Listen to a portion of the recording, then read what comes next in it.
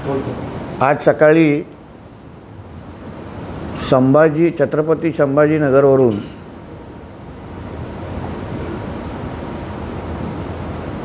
पादऱ्या पावट्या हा टरटर करत होता किंवा तोंडाने वास काढत होता आणि मी म्हटल्याप्रमाणे की जिथे जिथे हा चपटा पायाचा संजय राजाराम राऊत पाय ठेवेल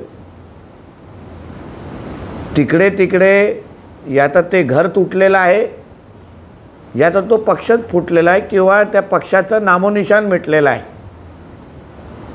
स्वतःच्या मालकाची अवस्था आज ना घरका ना घाटकाची करून टाकलेली आहे। ज्या पवार साहेबांना मी पवार साहेबांचा चेला आहे असं म्हणायचं, त्या पवार साहेबांची काय अवस्था केली हा उभा महाराष्ट्र आणि उभा देश पाहतोय।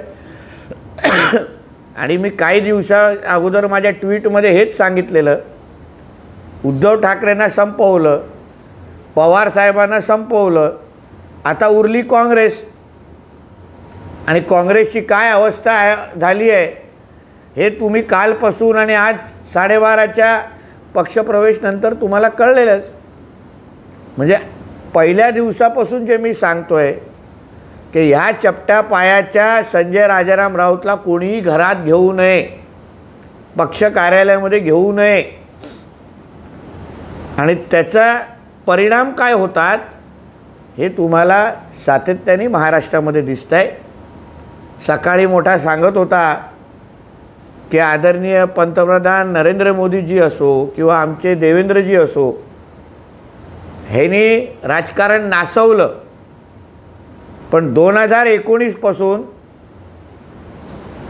लोकमताच्या विरोधात जाऊन महाराष्ट्राचं राजकारण नेमकं कोणी नासवलं तर थोडं जरा संजय राजाराम राऊतनी सकाळी आरसा पाहिला असता किंवा आपल्या मालकाला पण थोडा आरसा दाखवला असता तर नासवलंय ह्या शब्दाचा दुसरा अर्थच आता संजय राजाराम राऊत झालेला आहे।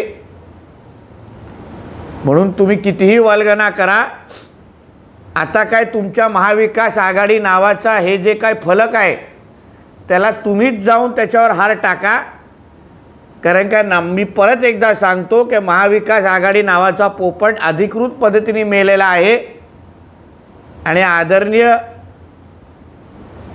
चव्हाण साहेब जे लवकरच काही क्षणामध्ये भारतीय जनता पक्षामध्ये प्रवेश करणार आहेत आणि जसं आमच्या आदरणीय देवेंद्रजींनी सांगितलं आहे कि ये तो सिर्फ शुरुआत है, आगे आगे देखो होता है क्या। म्हणून मला विश्वास आहे की आदरणीय पंतप्रधान मोदीजींच्या नेतृत्वाखाली आमच्या महाराष्ट्रामध्ये जे भारतीय जनता पक्षाचं मिशन 45+ हा चौथा गेअरमध्ये आमची गाडी निघालेली आहे, सुसाट निघालेली आहे आणि आता या विजय घोडदौडकडे जात असताना आमच्या रस्त्यामध्ये जे जे येतील, जे जे उरतील, आता काय किती उरणार हे आता येणाऱ्या काळामध्ये पाहूच, पण जे जे येतील ते निस्तानाभूत होऊन जातील एवढा ठाम विश्वास व्यक्त करतो। आणि या निमित्ताने शेवटचं एवढंच सांगतो की आता उद्धवजी संपले, पवारसाहेब संपले, काँग्रेस संपली, आता वंचित आघाडीकडे या संजय राजाराम राऊतनी आपलं लक्ष वळवलेलं आहे। गेल्या काही बैठकांमध्ये तुम्ही पाहत असाल कुठे प्रकाश आंबेडकरांच्या व्यक्तीला मीटिंगच्या बाहेर बसवायचं, त्यांचा अपमान करायचा। म्हणून मी प्रकाश आंबेडकरजींना सांगेन की जे उद्धवजींना कळलं नाही, जे पवार साहेबांना कळलं नाही, जे काँग्रेसला समजलं नाही, ते तुम्हाला अगर वेळेत कळलं तर तुमच्यासाठी चांगलं आहे, नाही तर तुमचीही या तिघांसारखी अवस्था हा चपट्या पायाचा पनवती संजय राजाराम राऊत करून टाकेल। म्हणून ह्यावर थोडं लक्ष घाला। धन्यवाद।